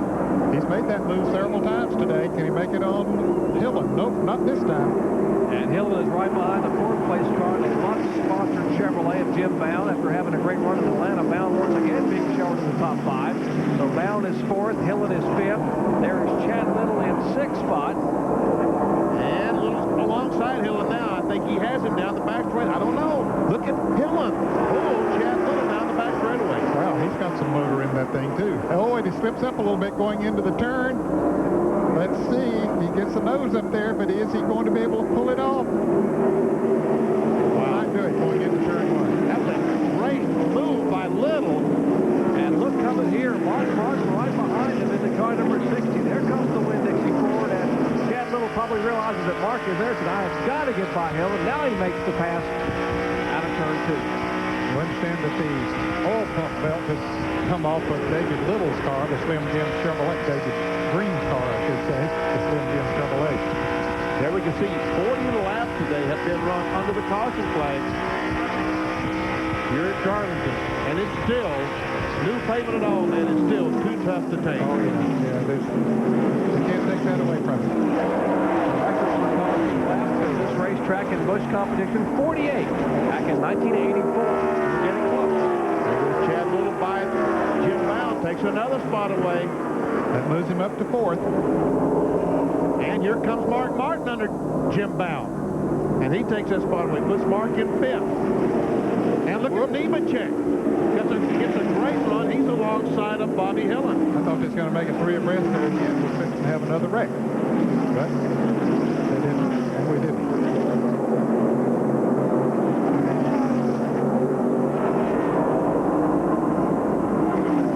There's Doug Henron, right in the middle of the screen, the 35 car.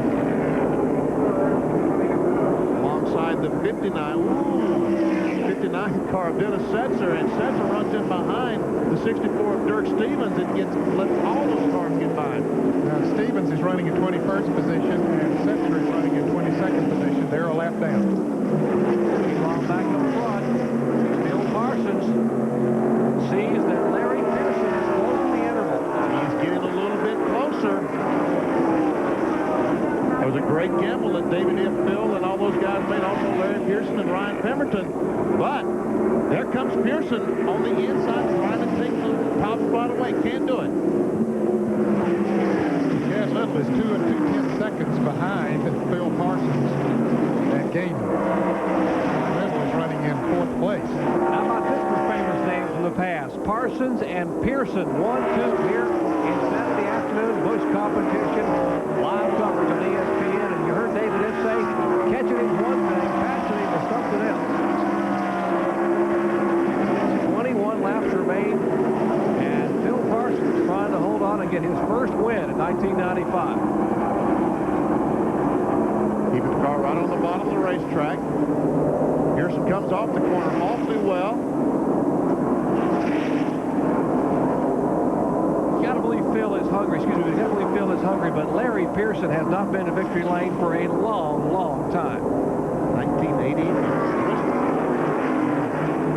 It's been a long time. Of course, he was out for a year and a half or something and didn't race. Mark Martin alongside Chad Little takes that spot away. That's fourth. And right in front of him is third. Johnny Benson running in third place. Pearson trying to make a move again going into turn one. As we watch this battle.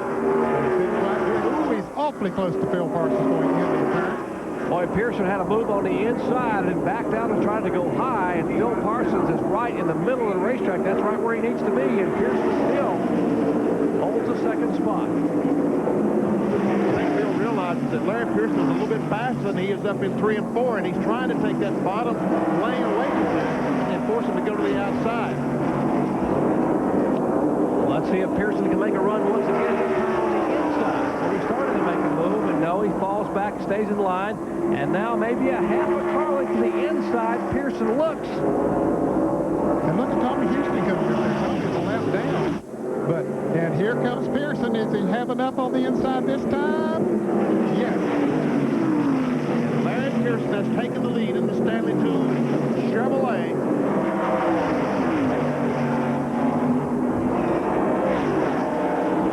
Pearson is now our leader. Phil Parsons in second spot, but the third, fourth, and fifth place cars are coming with less than 20 laps to go. Don't you dare go away. Back in a moment.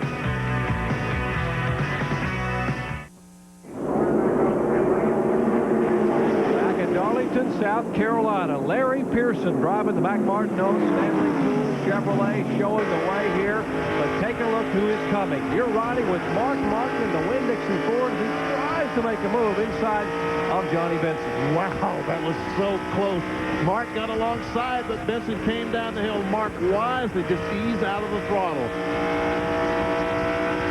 Pearson had pulled away a little bit from Phil Parsons after he passed it, but now Phil's closing back in a little bit. We got 5 cars, folks, that are running awfully close together.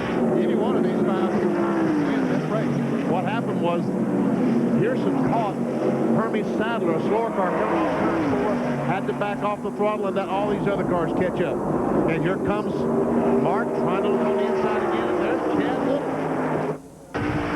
No one can really be aggressive because they have to be a little bit defensive. Yeah, you got to drive offensively and defensively.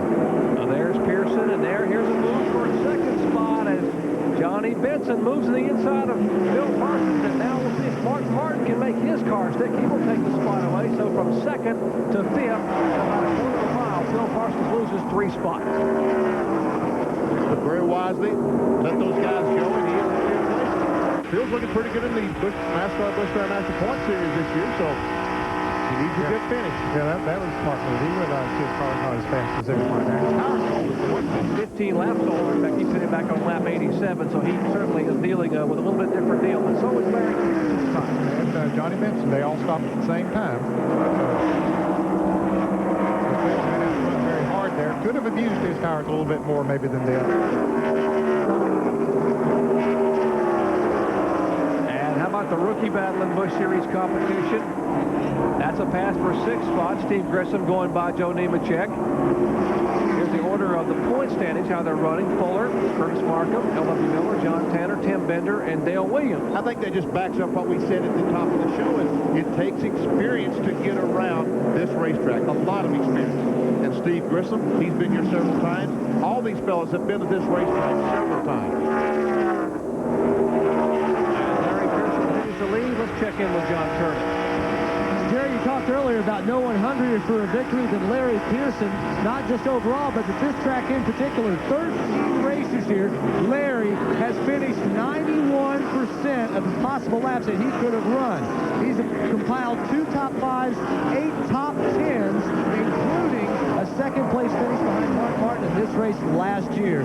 They really like their chances today. Well, they got the 10 to go last time by, John, and you know, this is where his dad David was so successful. 10 wins for David Pearson at this track, too tough to tame, and boy, wouldn't it be nice for David here being on hand to watch his son race, and Larry to get his first of the day. And once again, they ran up behind that slower car, and Jeff Green has got those 4 cars nose to tail. Boy, if you just have to lift just for a moment when you run up on another car, it just lets everybody close in so quickly. 18 cars still on the lead lap here with 9. Oh, a crash down at turn 1. But he's still going. He has not spun completely.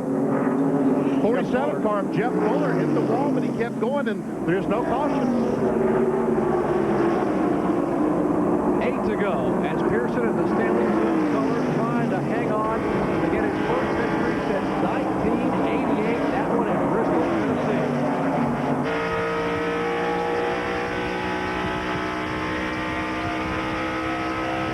And there is a crash now. Fuller has crashed coming off turn 4 now, and this might be the race back to the win.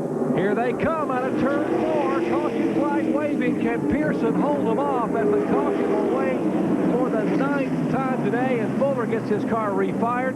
So if he gets the car moving, there's a chance we'll get back to green flag. Oh, yeah, I think we'll get back to green flag. No question about it. It'll be a short caution, but this did increase Pearson's chances a little bit because it cuts down the number of laps that he'll have to hold them off.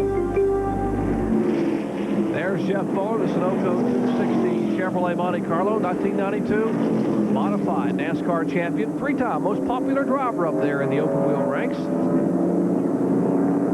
Lap 141, you see the damage on the Sunoco car. Now, with just 6-7 laps to go, when they throw the green flag, or maybe 5 laps, under NASCAR rules, we've seen these cars doubling up on the restarts. Under NASCAR rules, with less than 10 laps to go, they start the cars single file. And I think that's a very, very good rule. Yeah, I agree. All the cars on the lead lap will start nose to tail. And then the cars that are lap down will start behind those cars. So they don't have traffic to contend with. So you got Larry Pearson, car behind him, bobbing back and forth. That's the car that won in Atlanta. Johnny Benson, last year's Rookie of the Year. Mark Martin's already won once today. Won that 60-lap International Race of Champions event. Round 2 of Iraq. He is back in 3rd spot. Well, we know right now there will be no more than 4 laps of green, because when they come back the next time, there will be 5 laps to go, and they still haven't been given the 1-lap signal, so there will be no more than 4 laps of green, and I predict that's about the way it'll be. We'll see. Take a look again at what happened here with Jeff Fuller's car. Well, he'd hit the wall down in turn 1. We saw that just a moment ago. And evidently, he knocked some sheet metal in on a tire. He blew the tire as he came off turn 4, and around he went.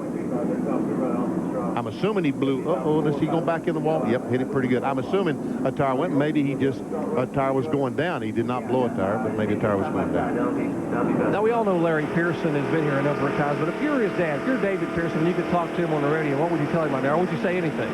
You would say anything. He knows what to do. I mean, Larry Pearson is a grown man, Jerry. He knows exactly what to do. Stay in front of that 74 car.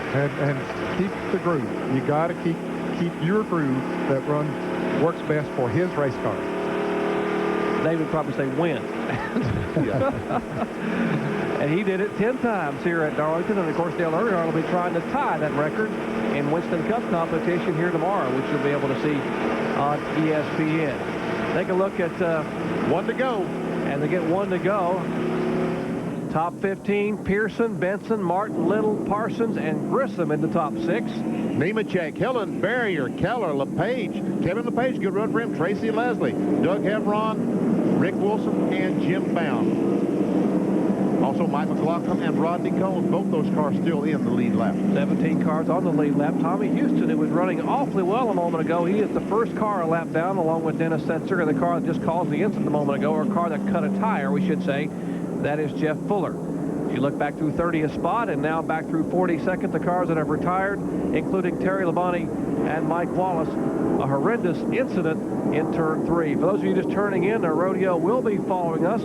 The Dodge National Finals. Rodeo coming up next at the conclusion of our Mark III Fans 200. Glad to have you with us. Kyle Petty, Michael Waltrip, John Kernan, Benny Parsons, Ned Jarrett, and yours truly, Jerry Punch, bringing you live flag-to-flag coverage from the tracks too tough to tame. Pearson's he's got him coming awfully slow off of that turn. He sets the pace, and he must have some gearing in that thing that he wants to, that he can accelerate real quick. That's right. They're very, very slow, and extremely slow start. He's going to nail the gas when he wants to. But you can see all these guys trying to anticipate, trying to be ready. There he goes. He's got her to the floorboard now, but so do those others. He maybe gets a couple. Yeah, he's got 2 or 3 tenths. That's a good start. It'll be 3 to go. 147 left. It's the checkered flag. What he did want going into that first turn was a car right on his back bumper that could take a little bit of air off the spoil and maybe make him a little bit loose. So he got into that first corner okay, but now Johnny Benson's closing in going into turn 3. On top of, sorry, Jerry, on top of Mark Martin's Winn-Dixie Ford. 3 to go.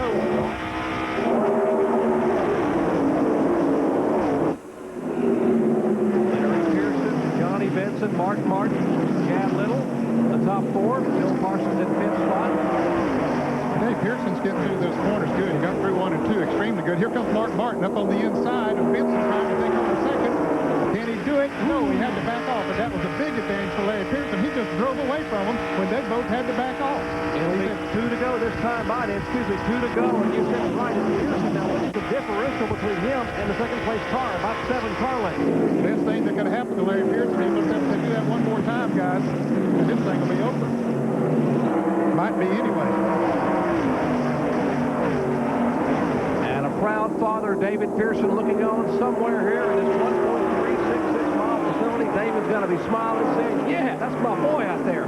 But Mark Martin is trying once again to make a run for second. And the white flag.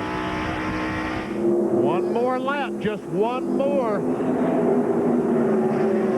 The Markins back 3 or 4 car lengths from the 74 car Benson. He's going to try to get a run, but I think he's too far back there to get a run. I think he is too, Benny. If Pearson just rolls his groove through turns 3 and 4 like he's been doing, I don't think anybody can pass him. Final lap for 41-year-old Larry Pearson, second-generation driver. And will a Pearson go to victory lane once again here at Darlington, you guys? Yes. Larry Pearson takes the victory, his first ever at Darlington Raceway. And Ryan Pemberton and the Mac Martin Stanley Tools crew, yeah, you got a right to celebrate. What an effort here today. Man, I tell you what, and he did it. Kyle Petty, side by down there, aren't you, buddy? I'm sitting here with Ryan. He's doing, I tell you what, he's talking to 900 people all at the same time. Ryan. Yeah, you guys have run great all day. Hey, congratulations, man. I know you're about to cry. Yeah, man, this is great. I know. You went through a tough year last year. You've come out with these guys. It's been a long time for Larry, too. What you guys gambled a little bit, and it paid off for you. Man, the lap traffic was unbelievably bad. We had a good car. We were 2 tenths faster than right there in the middle of the race. We couldn't get to the front. I said, Dan, we're going to pit. We can make it from here. We're going to get our track position, get our tires. We run best on all tires, and that's what we did. Get out front and stayed out front. Congratulations, man. Unbelievably, guys, Ned. I mean, he did it, and it wasn't easy. No, it came from 36th position. So I tell you, that's impressive here at Darlington. The one advantage he had, though, he's in the top 10 in Busch Grand National points. He was able to pick a front stretch pit, and the fact he started 36th, he was still able to pit on front stretch. Take a look at the final results here where your favorite driver finished. You said Pearson, Benson, Martin, Little, and Parsons in the top 5. And Grissom, Nemechek, Hillen, LePage, we saw that, and we see the rest of the cars there as the top 30. Houston and Setzer both finishing a lap down in 18th and 19th spot. 17 cars on the lead lap here at Darlington is pretty impressive. Good competition in this Busch Series. I tell you what, this was a 200-mile race. Just think, Ned, tomorrow we've got twice as much excitement. Right. 400 miles. Man, it was a great race. And we're going to have it on 2 different networks, from in-car views as well as our normal ESPN1 coverage. And there is the 41-year-old driver headed to victory lane. They had to sort of give him a little map to try to find out how he got there. Larry Pearson gets his 14th career victory in Busch Series competition, but his first since 1988, that coming at Bristol, Tennessee. You got to wonder, somewhere David's got to be trying to get to victory lane, because I guarantee you he wants to congratulate son Larry. I do. Larry, you did a great job, a terrific job. Very impressive run as he pulls his helmet off, and John Kernan is there in victory lane. Well, as Larry Pearson takes the helmet off, a really tough day waiting to get his hat. We've got a cold rag for him. Now he already had a hat in the car with him and wipes his face off. Larry, congratulations. It's been a long time, and you finally got one here at Darlington. Yeah, it's about time, huh? We won a lot of short tracks, but this is the first super speedway for me, and first win ever for Martin Motorsports and Stanley Tools. You know, they've been great for us. We picked up associate Buzzsaw Apparel out of Charlotte, but you know, the Stanley people, they stood behind us the whole time. We've had some disappointments at the start of the year, but I knew things would come around. Well, they certainly came around to a big time today. A victory for Larry Pearson. Jerry, we'll send it back up to you. It's getting very crowded down here, as you might imagine, in Victory Lane. And you might imagine that they are celebrating down there. Remember, we opened the year. We saw Chad Little go from 42nd to 1st. How about Darlington from 36th to 1st? Larry Pearson gets his first win in almost, 6 years. A lot of action coming your way tomorrow. Live coverage at 12:30 p.m. NASCAR Today will be on ESPN and ESPN2. That followed by our live coverage of the Trans-South Financial 400. Once again, congratulations to Larry Pearson, and so long.